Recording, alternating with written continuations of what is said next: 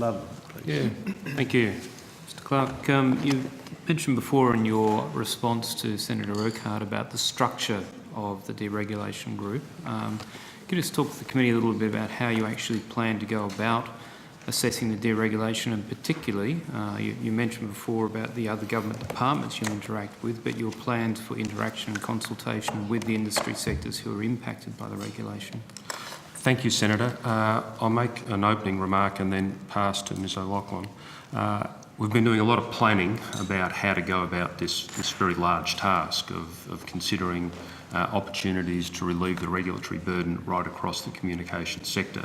So we're still in the early stages of planning it through, but I'll ask Ms O'Loughlin to expand on that. Senator, the way we look at taking the project forward is there's already been a lot of information provided to government and the department from the industry about what regulation they find imposes the most costs upon them, and that's a dialogue that we're continuing at the moment and we expect will continue over the coming months. So there's already a very strong awareness and a strong understanding from industry of the government's agenda, and a lot of them have started preparing advice to the government or indeed provided advice to the government. So we'll be taking that into account as we look at also the costing methodology and how we look at actually assessing what the cost of that regulation actually is. And that's probably a gap in the information that we have from industry at the moment. So could I just ask, how do you define industry? Do you mainly look at the larger providers or right down to sort of shopfront retailers? Where does that boundary lie for you? The policy asks us to look across the entire industry sector that the regulation applies to. It also asks us to take into account where regulation may be applied to not-for-profits or indeed to individuals. So it's a very broad scope where we would be looking at most of our regulation is directed towards the telecommunications and broadcasting sectors and internet service providers. They would be our main focus because that's where the regulation really hits. Mm-hmm. Is convergence impacting on the regulatory models that you need to have in place? I think in general, of course it is. The rapid change of technology means that some of the older style regulation that we have in place at the moment is becoming less useful. So and also just the different types of business models that are entering the market cause us to look at the legislation and to review whether or not it's still appropriate. So yes, it is, particularly in areas like content, where content is now being provided not just by broadcasters but through telecommunications companies. So there's an increasing pressure point there, and that's something that industry certainly talk to us about on a regular basis. Sure. You used the word, I think, less than useful or something. I'd call it redundant. Can you just give the committee an idea?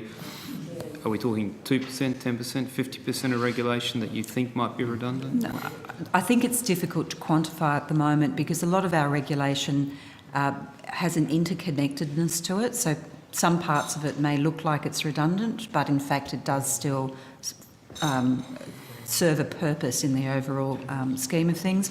Although we do think that there are some early areas where we'd like to look at things which seem to be completely outdated, but also to look at things like reporting requirements which may impose significant costs on industry, but indeed the reason why their reporting is no longer necessary. So they're the types of things that we want to talk to industry about early on.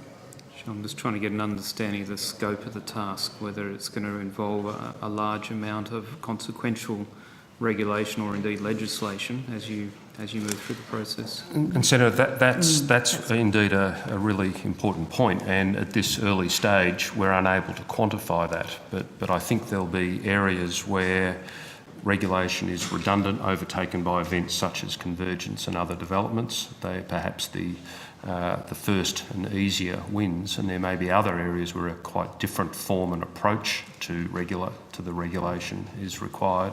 That will be a more complex task, and we're at the early stages of working through those two types. Sure. Thanks, Chair. Thank you, Senator. Senator Ludlam. Thank you, Chair. We'll get NBN Co in front of us a bit later tonight, but In the meantime, I wanted to put to the department some questions about what the candidate selection process for the board of NBN Co looked like from the department's perspective. So can you just give us a brief rundown of what visibility you had about the process of board appointments to NBN Co? Certainly, Senator. Board appointments, of course, are made by the government, and the department's role, therefore, is to advise the minister and through him, the government. So we had a very high visibility of that process. All right. So you were consulted and involved in the process? We were managing the process. You were managing the process.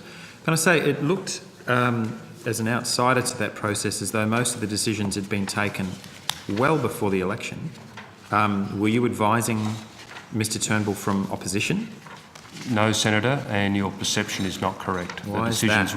Most of the people who were contemplated for board appointment, their names were in the field and in the public domain well before September 7. Well, Senator, I have the advantage of having seen exactly the processes that took place between the election and the final announcement, and the assurance that I give you is that the process followed the normal pathway of a long list, a short list, close consideration and final decision by government.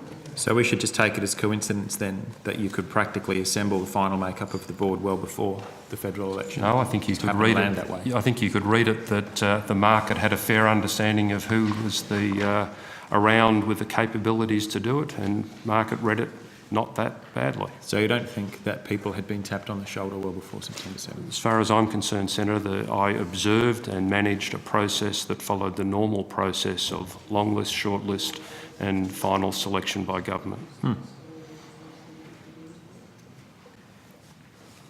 So when were you first engaged directly in that issue? Post the election. But when?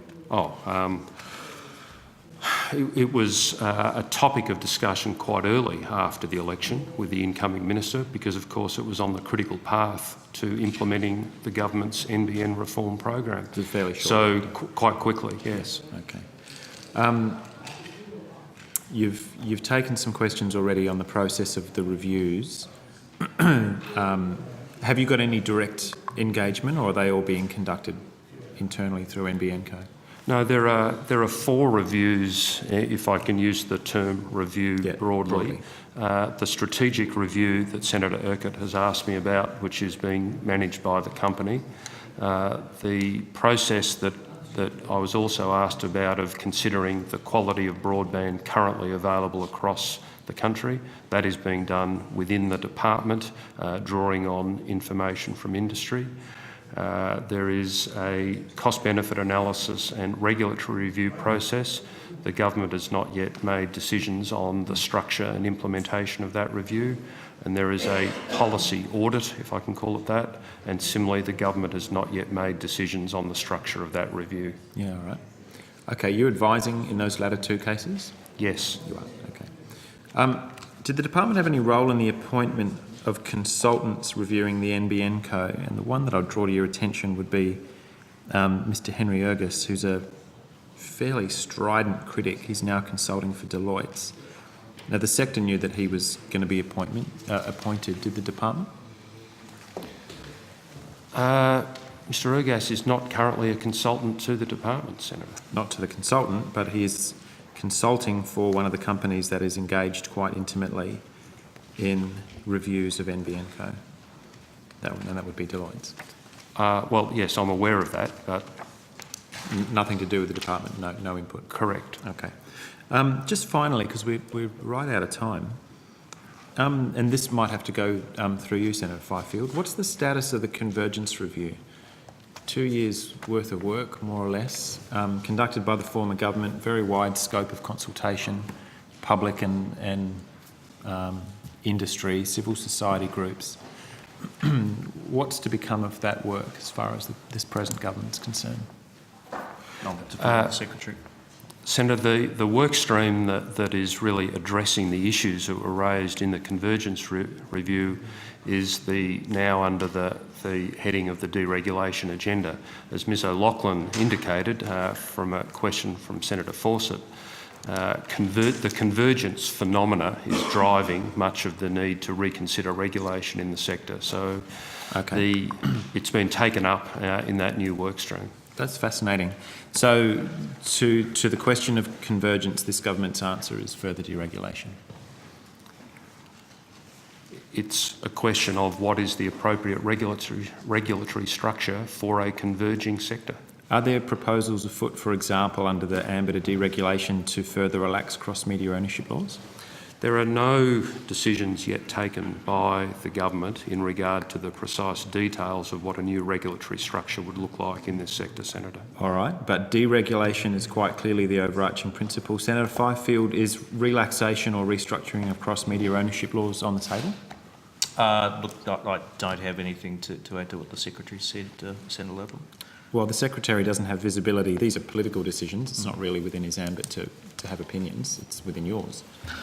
Sure. Well, as the Minister representing the Minister for Communications, I don't have anything further to add. Could you take that on notice for me, Senator Fifield? The specific question that I'm asking you to take on notice is whether cross-media ownership laws are on the table as part of your deregulation agenda. I'll leave it there. Thanks for letting us run a little over, Chair.